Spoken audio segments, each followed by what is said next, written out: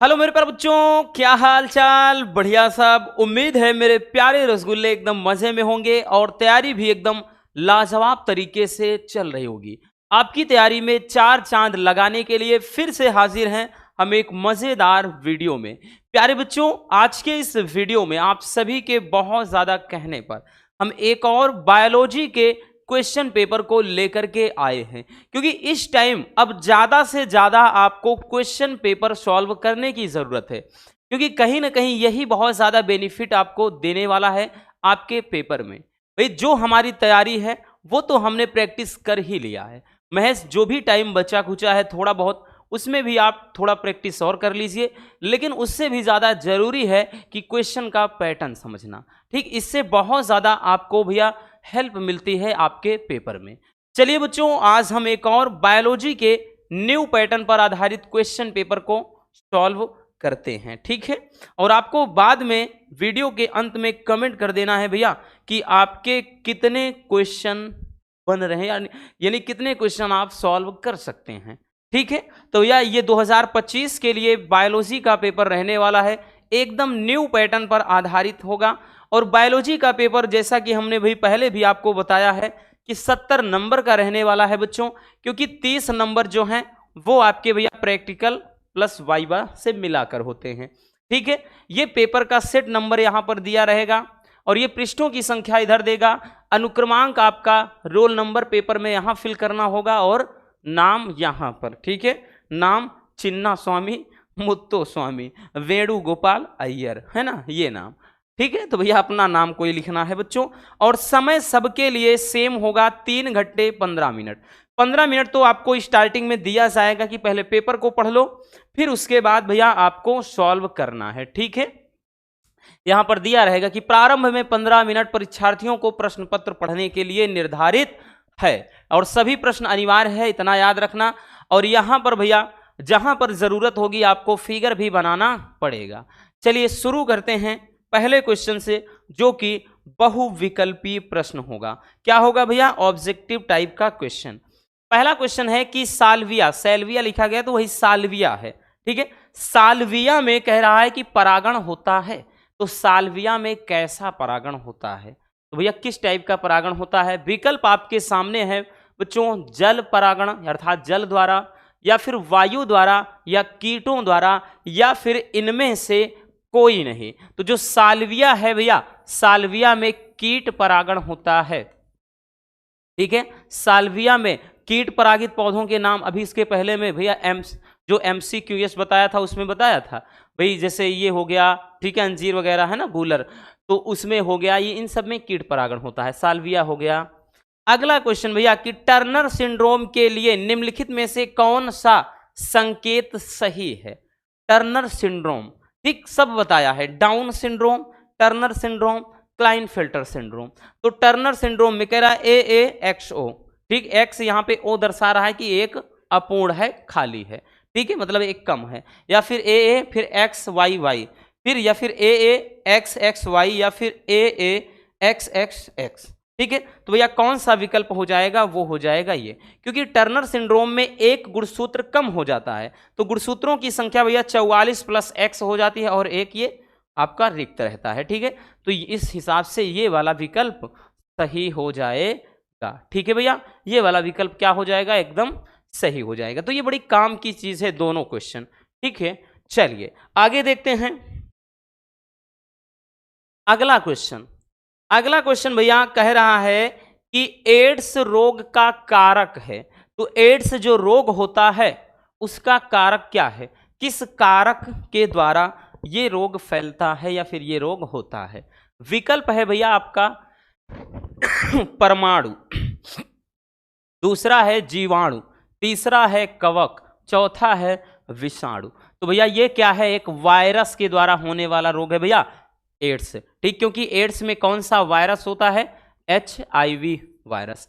HIV की पहचान या जांच के लिए भी ये कौन सा टेस्ट होता है? याद है ना, एलिसा टेस्ट।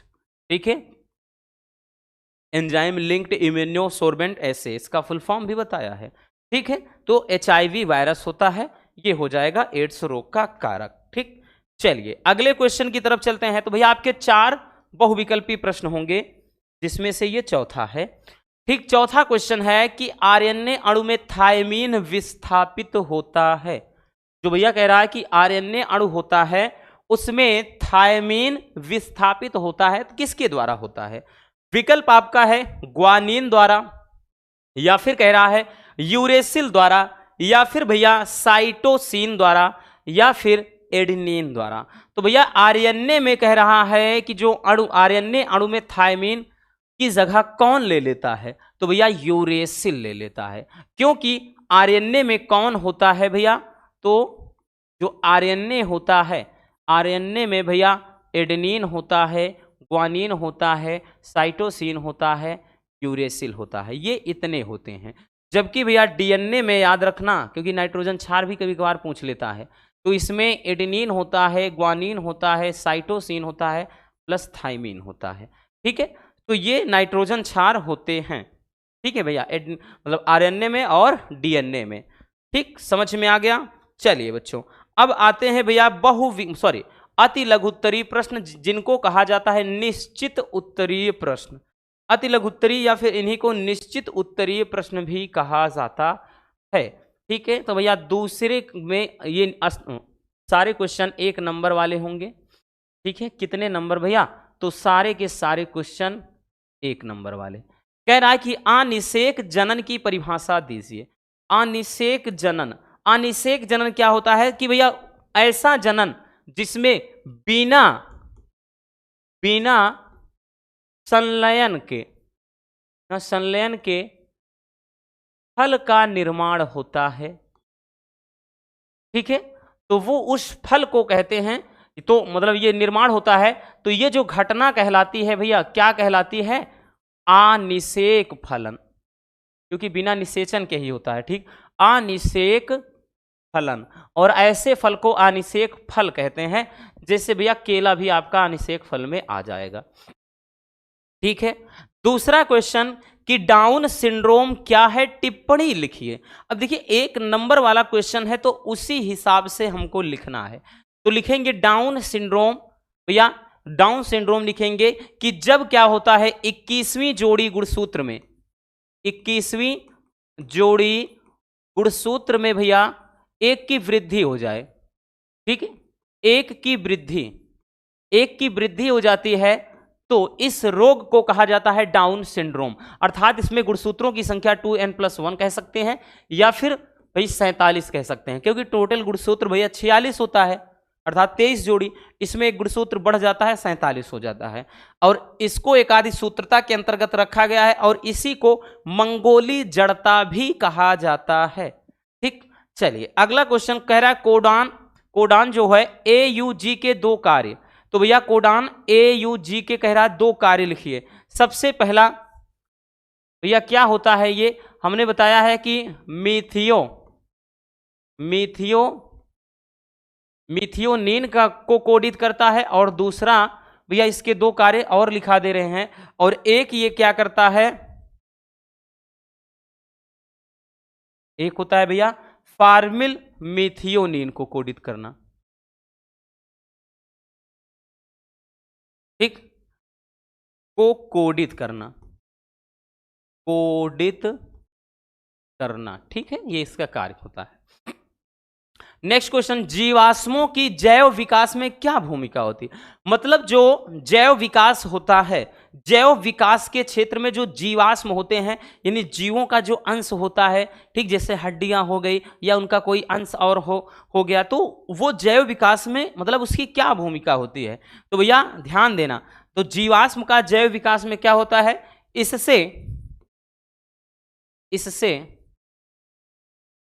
जीवों की संरचना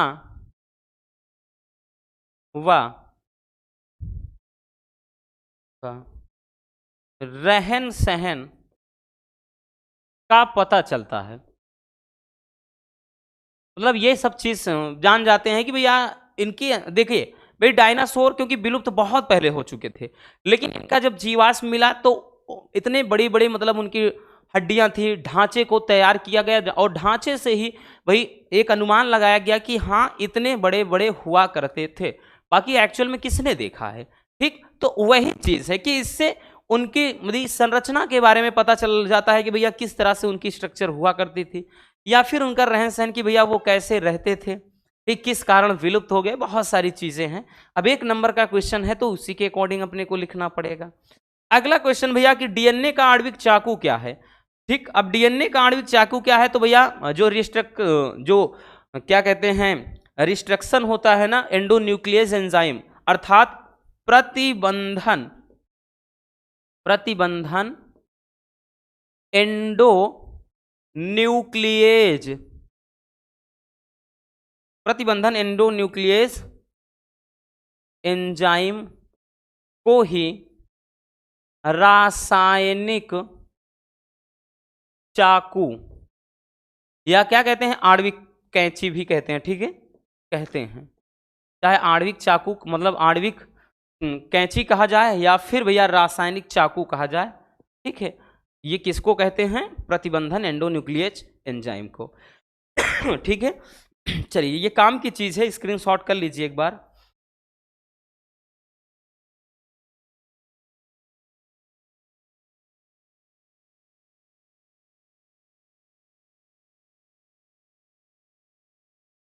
हो गया ना, वैसे कोई ज़रूरत नहीं थी लेकिन फिर भी,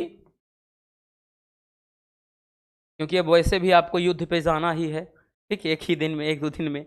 अब देखिए भैया, मतलब लघु उत्तरी प्रश्न में अब आ जाते हैं। क्वेश्चन नंबर जो 3 होगा लघु उत्तरी, ये पार्ट 1 होगा। सारे क्वेश्चन यहां आपके 2 नंबर वाले होंगे। कितने नंबर वाले भैया, 2 नंबर वाले होंगे। कह रहा जनन की अच्छी विधि कौन सी है, जनन की अच्छी विधि कौन सी है और क्यों है। तो भैया ध्यान देना, अगर हम बात करें तो जनन की अच्छी विधि कौन सी है, तो ये है लैंगिक जनन, लैंगिक जनन है। ठीक है, हालांकि ये पहले वाले चैप्टर एक लैंगिक अलैंगिक जनन था, वो कट गया, लेकिन कहीं ना कहीं ये थोड़ा प्लांट से रिलेटेड है, इसलिए भाई हम यूं कह सकते हैं कि ठीक इस टाइप का क्वेश्चन मतलब आपका पहले चैप्टर से बिलोंग करता है, जो कट गया है चैप्टर। लेकिन ये थोड़ा बहुत आपका जो प्लांट्स है, ठीक, पादपों में लैंगिक जनन वहां से भी बिलोंग करता है। ठीक है, क्योंकि यहां पर जनन की बात आई है ना, तो लैंगिक जनन होता है। और कह रहा है क्यों है, तो भैया क्योंकि इससे संतान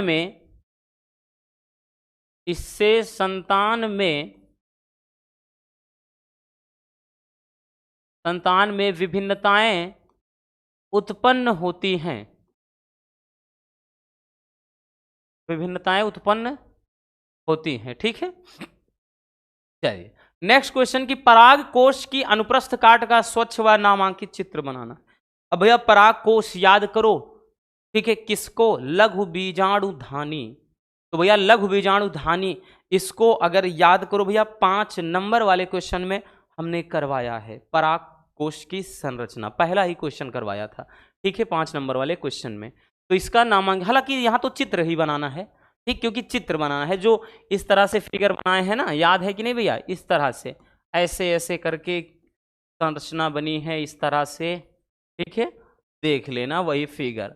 अब देखिए अगला है कि प्रभाविता तथा अप्रभाविता में विभेद कीजिए। प्रभाविता और अप्रभाविता होता क्या है कि जब 2 विपरीत लक्षण वाले पौधों के बीच में भैया संकरण कराया जाता है, ठीक है, या क्रॉस कराया जाता है, तो भाई जो पीढ़ी मतलब जो क्या कहते हैं F1 पीढ़ी में जो लक्षण दिखाई पड़ते हैं उन्हें प्रभावी कहते हैं, और इस घटना को प्रभाविता का नियम कहते हैं। और जो लक्षण नहीं दिखाई देते हैं वो अप्रभावी लक्षण होते हैं, और ये अप्रभाविता कहलाता है। तो बस वही, क्योंकि 2 नंबर में कितना लिखना है, बस दोनों का परिभाषा समझो लिख देना है। कह रहा है कि भैया क्या सुकेंद्रीय कोशिकाओं में प्रतिबंधन एंडोन्यूक्लियस मिलते हैं। बिल्कुल नहीं मिलते हैं भैया।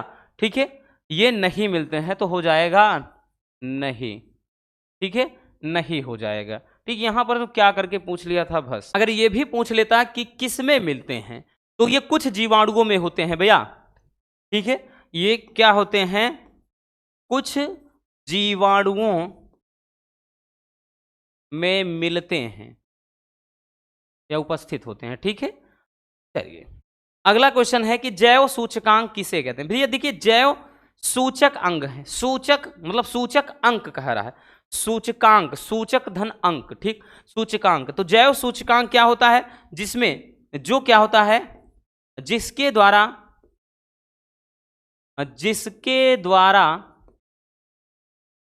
जैव विविधता, जैव विविधता, पर्यावरण, जीवों के संरक्षण आदि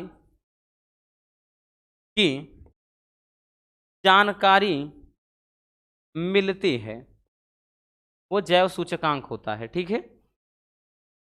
अगला क्वेश्चन अब आते हैं। देखिए ये क्वेश्चन सारे भैया आपके जो लघु उत्तरीय पार्ट 1 होगा, यानी क्वेश्चन नंबर 3 के अंतर्गत सारे क्वेश्चन याद रखना आपके कितने नंबर वाले होंगे, 2 नंबर वाले। अब आ जाएंगे भैया हम क्वेश्चन नंबर 4 पे, यानी लघु उत्तरीय आपका पार्ट 2, ठीक है। लघु उत्तरीय पार्ट 2, जो लघु उत्तरीय पार्ट 2 होगा, ये 2 है, यहाँ कहाँ एच लिख दिया गया है भैया, ये आपका लघु उत्तरीय पार्ट 2। अब यहां से लघु उत्तरीय जो पार्ट 2 होगा भैया, सारे क्वेश्चन 3 नंबर वाले। अब यही क्वेश्चन सबसे लेंदी होता है, और यही पूरा का पूरा समझो आधे से ज्यादा टाइम यही लेगा पेपर में, क्योंकि भैया क्वेश्चन नंबर 4, 5 और 6 में कितने भैया आपके टोटल मिला के 12 क्वेश्चन बनेंगे, और 12 के हिसाब से देखें तो भैया हर क्वेश्चन 3 नंबर का, तो 36 नंबर का आएगा। और ये बात हम हर पेपर में आपको बताते चले आए हैं। तो भैया पहला क्वेश्चन दिया गया, एक प्रारूपिक मतलब प्रारूपिक बीजांड की संरचना। तो बीजांड की स्ट्रक्चर भैया एक चित्र वाली जो वीडियो है, महत्वपूर्ण चित्र देख लेना, है ना। तो उसमें बीजांड इस तरह से बनता है, ठीक है, इस तरह से हाँ बनाया गया है भैया, ठीक है, ऐसे ऐसे करके। तो इसलिए कह रहे हैं कि वो वाली वीडियो देख लेना जिसमें बीजांड की स्ट्रक्चर को बताया गया है, ठीक। अगला है भैया रुधिर वर्ग पर टिप्पणी लिखिए। रुधिर वर्ग क्या होता है, तो ये आपको बता देना है कि भाई रुधिर वर्ग क्या है। अब रुधिर वर्ग कितने प्रकार का है ना।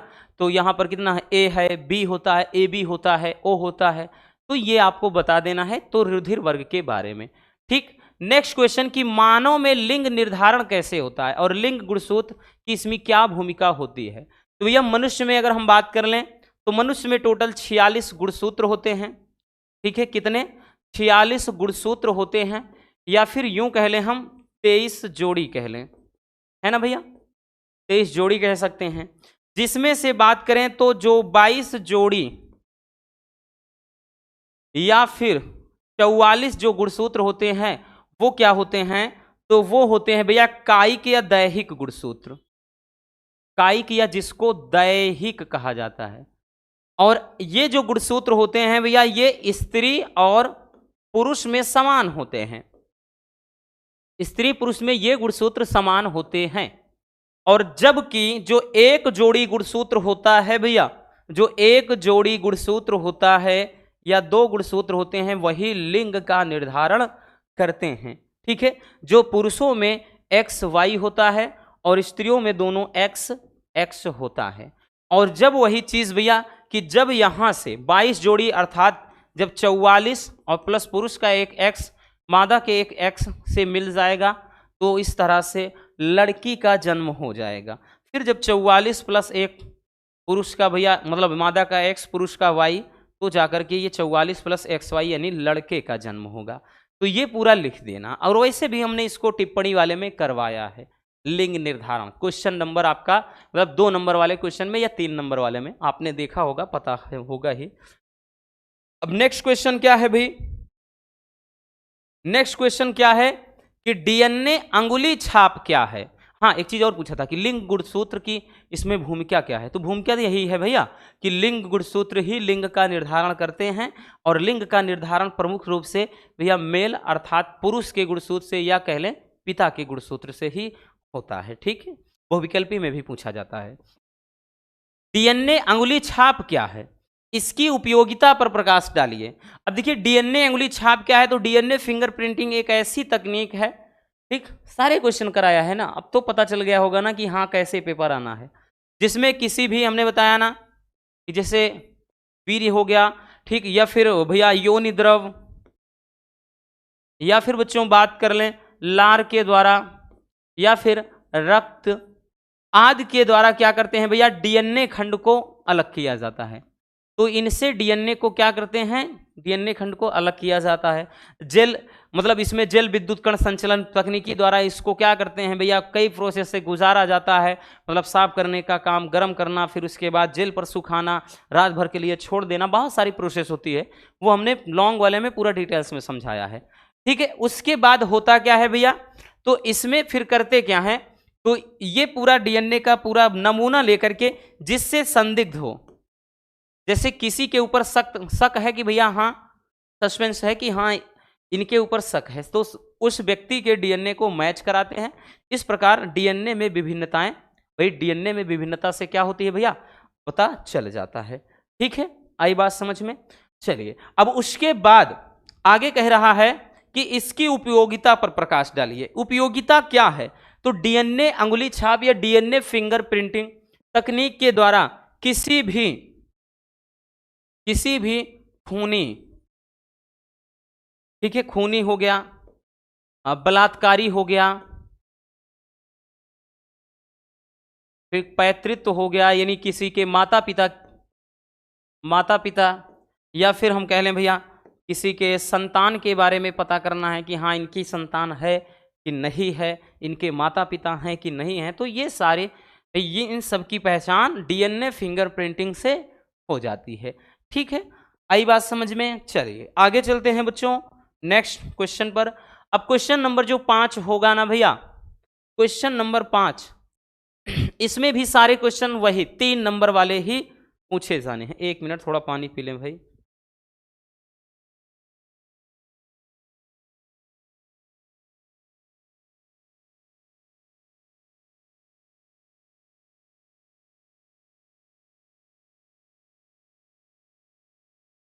देखिए भैया अब हम क्वेश्चन नंबर अगर 5 की बात करें तो इसमें मैंने बताया ना, इसमें भी 4 क्वेश्चन पूछे जाने हैं, सारे क्वेश्चन 3 नंबर। पात्रे निषेचन या इसी को कहेगा स्वपात्रे निषेचन, जिसको आईवीएफ कहा जाता है, की प्रक्रिया को समझाना है। अब आईवीएफ टेक्नोलॉजी है क्या, अच्छे से आपको हम बताए हैं भैया आप कि आईवीएफ जो टेक्नोलॉजी होती है इसमें भाई आईवीएफ जो है in vitro fertilization full form होता है। यह तकनीक उन दंपतियों द्वारा अर्थात ऐसे पति पत्नी द्वारा अपनाई जाती है जब क्या होता है भैया, मादा में या तो गर्भ नहीं ठहरता है, मादा में या तो गर्भ नहीं ठहरता है, या फिर बच्चों भाई जो नर होता है उनमें शुक्राणु की संख्या कम हो, शुक्राणु की संख्या कम हो, तब ये प्रोसेस अपनाया जाता है। इसमें क्या करते हैं भैया, अंडाणु और शुक्राणु को भाई बॉडी जितने टेम्परेचर पर बॉडी के बाहर इनको क्या करते हैं भैया, एक परख नली के अंदर लैब में क्या है भैया निषेचित कराया जाता है। अब इसके बाद भाई जब मिलेगा जो भ्रूण बनेगा, युग्मनज जाइगोट बनेगा, इससे भी एम्ब्रियो भ्रूण बनेगा, तो इसको फिर से महिला के यूट्रस में गर्भाशय में स्थानांतरित कर दिया जाता है, जहां पर इसका फिर विकास एकदम नॉर्मल बच्चे की तरह हो जाएगा, यानी फिर वो 9 माह के बाद एक नॉर्मल शिशु की तरह उसका जन्म होगा। तो ये तकनीक होती है आईवीएफ तकनीक या पात्रे निषेचन या टेस्ट ट्यूब बेबी या इसी को परख नली शिशु कहा जाता है, ठीक है। हर साल पूछा जाता है, याद रखना।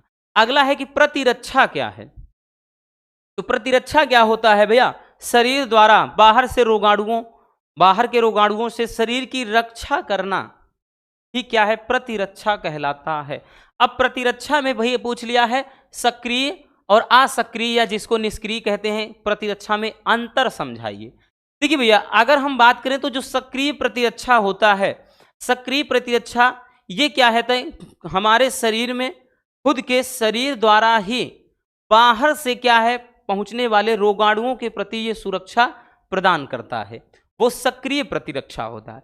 बट निष्क्रिय प्रतिरक्षा की बात कर ले भैया, तो निष्क्रिय प्रतिरक्षा जो होता है किसी और व्यक्ति के शरीर में तैयार किए गए प्रतिरक्षा को जब हमारे शरीर में प्रवेश कराया जाता है तो उससे जो एंटीबॉडी बनता है, उससे जो प्रतिरक्षा बनती है वो निष्क्रिय प्रतिरक्षा होती है। ठीक है, वो क्या होती है भैया? निष्क्रिय प्रतिरक्षा होती है। तो ध्यान देना, सक्रिय प्रतिरक्षा और असक्रिय या निष्क्रिय प्रतिरक्षा। अगला है कि अपूर्ण प्रभाविता क्या है, इसे उदाहरण सहित समझाना है। ठीक है, अभी एक और वीडियो में हम इसको और अच्छे से समझा देंगे। अपूर्ण प्रभाविता, अपूर्ण प्रभाविता क्या होता है? जब दो विपरीत लक्षण वाले भाई पौधों में या दो विपरीत लक्षण के एलील में क्या है, संकरण कराया जाए।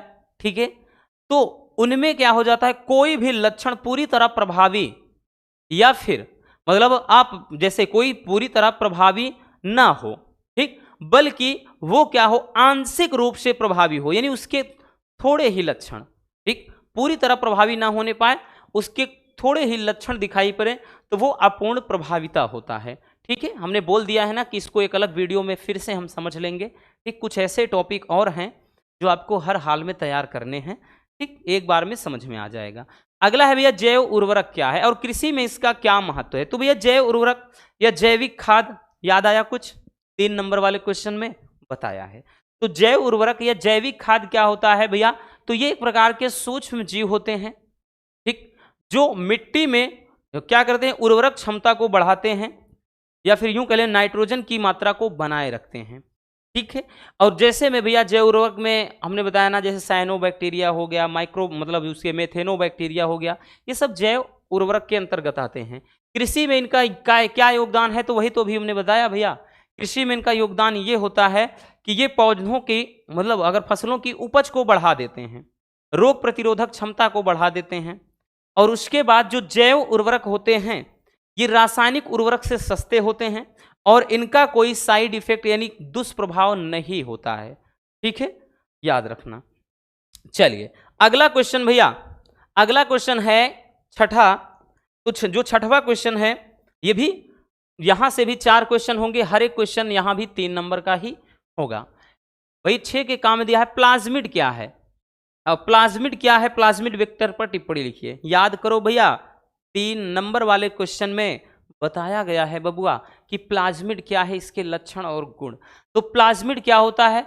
तो ये एक प्रकार के भी डीएनए अणु होते हैं जो प्रमुख गुणसूत्रीय डीएनए से भिन्न होते हैं। कुछ याद आया कि ये वंशागत होते हैं, ये भाई पुनः ये अगर हम बात करें तो इनमें प्रतिकृतिकरण की क्षमता होती है, ठीक है, गुणन की क्षमता होती है, ये सब बताया गया है। ठीक है, इसीलिए बोल रहे हैं ना, जो 3 नंबर वाली क्वेश्चन है भाई, 3 नंबर वाले क्वेश्चन की वीडियो और 5 नंबर दोनों मिलाकर के भैया 6-7 घंटे की वीडियो होगी। हाँ, लगभग 2.5 घंटे की, यानी 5 घंटे, 6-7 नहीं, 5 घंटे की करे वीडियो है। तो उसमें से मान के चलना बच्चों, आपके भैया यूं समझना कि 70 में से 55 से 60 नंबर के क्वेश्चन वहीं से बनने वाले हैं। डेफिनेटली श्योर है, लिख के ले लो। ठीक है, इसीलिए हम बोल रहे हैं भैया कि जो आपके और साथ में मतलब सब ये 2 नंबर वाला, 3 नंबर वाला और 5 मिला करके यहाँ से 60 नंबर का आएगा। और ये भैया बायोलॉजी इंपॉर्टेंट टॉपिक्स 2025 करके डाला, उसी में सारी वीडियो है, इसीलिए बोल रहे हैं ना कि देख लेना। ठीक, नेक्स्ट क्वेश्चन की भैया बीटी फसलों पर टिप्पणी लिखिए। अब बीटी फसल क्या है तो हमने बता दिया है आपको अच्छे से, फिर से एक बार सुन लो क्योंकि सुनी हुई चीजें हमेशा याद रहती हैं। बीटी जिसको बैसिलस थुरिंजिएंसिस कहते हैं भैया, तो ये बीटी जीवाणु जैव प्रौद्योगिकी या बायोटेक्नोलॉजी कह लें, तो जैव प्रौद्योगिकी द्वारा तैयार की गई फसल की एक नस्ल होती है जिसमें बीटी जीवाणुओं का उपयोग किया जाता है फसलों को तैयार करने के लिए। ये फसलें क्या है भैया, बीटी बैसिलस थुरिंजिएंसिस जीवाणु से द्वारा तैयार होती हैं। अगर हम बात करें तो ये क्या होते हैं भैया, कीट प्रतिरोधी पौधे होते हैं।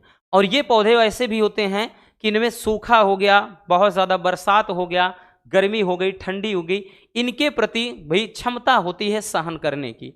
और इनका सबसे बड़ा बेनिफिट ये होता है बीटी फसल का कि जब कोई कीट इनको खाता है, अर्थात इसमें फसलों मतलब कोई फल को खाएगा, फूल को खाएगा, तना पत्ती को खाएगा, तो ये जो बीटी जीवाणु होता है उस कीड़े के शरीर में, ठीक, वो जो कीड़ा होता है उसके शरीर में भैया क्या कर देता है, ये बीटी विष उत्पन्न कर देता है। बीटी विष उत्पन्न कर देता है जिससे वो कीड़ा, जो कीड़ा होता है, कीट होते हैं, वो मर जाते हैं। ठीक है, तो ये होता है बीटी फसल। अगला है एंटीबायोटिक पर टिप्पणी लिखिए। एंटीबायोटिक बोले तो प्रतिजैविक। तो भैया प्रतिजैविक क्या होता है? तो प्रतिजैविक क्या होते हैं? प्रतिजैविक ऐसे सूक्ष्म जीवों द्वारा तैयार किए गए उत्पाद या पदार्थ होते हैं, ठीक है, जो हमारे शरीर में हानिकारक सूक्ष्म जीवों के वृद्धि व विकास को रोकते हैं और उन्हें लड़कर उनसे लड़कर उन्हें नष्ट कर देते हैं। भाई इसी को प्रतिजैविक करके पूछता है, लेकिन कभी कभार देखिए ये अंग्रेजी वर्ड है एंटीबायोटिक, इसीलिए बोलते हैं भैया बायो में कुछ क्वेश्चन तो आपको कंफ्यूज करने के लिए दे देगा। जैसे भैया ये अभी देखो डीएनए फिंगरप्रिंटिंग, ये भैया अंग्रेजी वर्ड है लेकिन हिंदी में पूछता है। डीएनए दिखा आपने देखा ना, डीएनए अंगुली छाप करके पूछ लिया उसी को। फिर उसके बाद जैसे भी हमने बताया यहाँ पर एंटीबायोटिक यानी प्रतिजैविक है, लेकिन यहाँ पर एंटीबायोटिक।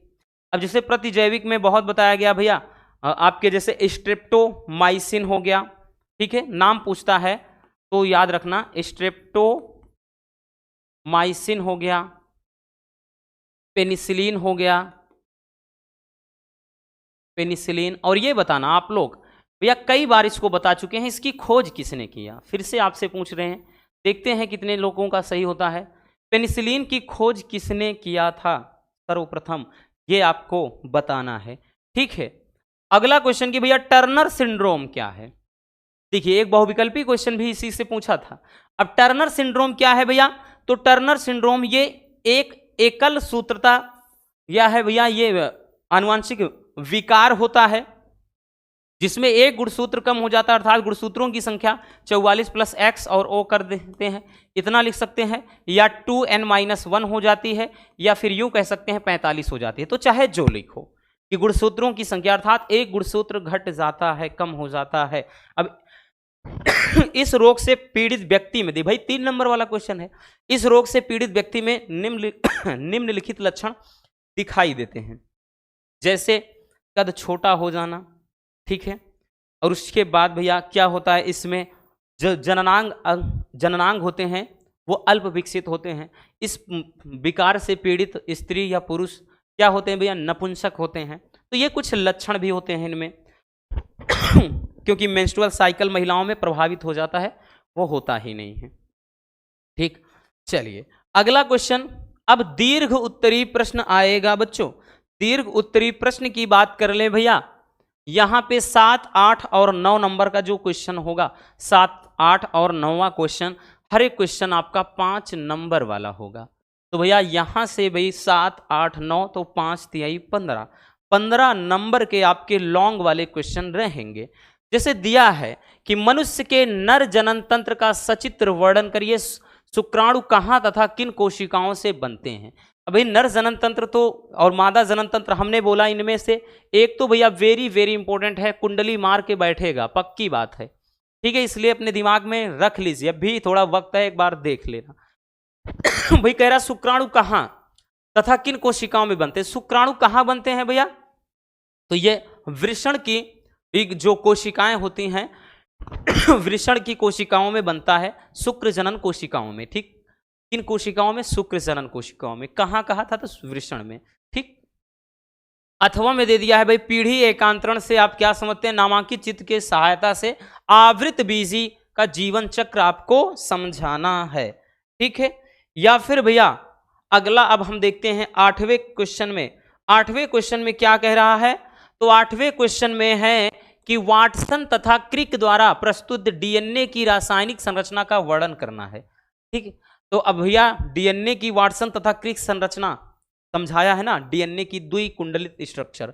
अथवा में भैया प्रतिरोधक क्षमता से आप क्या समझते हैं, एंटीजन एंटीबॉडी प्रक्रिया का वर्णन कर देना है, ठीक है।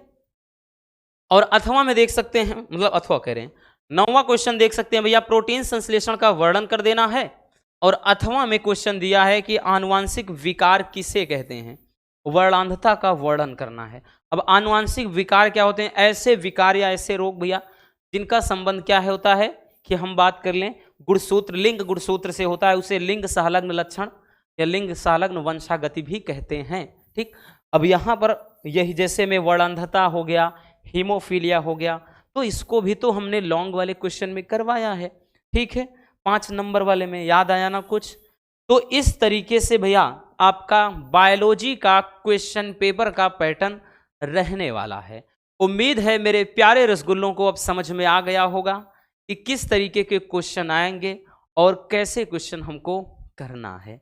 अब आप लोग कमेंट करिएगा कि यहां से कितने क्वेश्चन आपके बन रहे हैं, कितने क्वेश्चन इनमें से आप कर सकते हो। अगर यहां पर अधिकांश क्वेश्चन बन रहे हैं तो यकीन मानिए आपका पेपर बहुत ही अच्छा जाने वाला है, और इसके लिए हमारी अग्रिम शुभकामनाएं हैं। All the best, love you, bye bye, take care. और हाँ, एक प्यारा सा कमेंट बॉक्स में छोड़ देना, और चैनल को अभी तक सब्सक्राइब नहीं किया है तो कर लेना, क्योंकि भैया इसके बाद तो आपके दमदार वाले पेपर फिजिक्स और केमिस्ट्री में आपको झंडा गाड़ना है।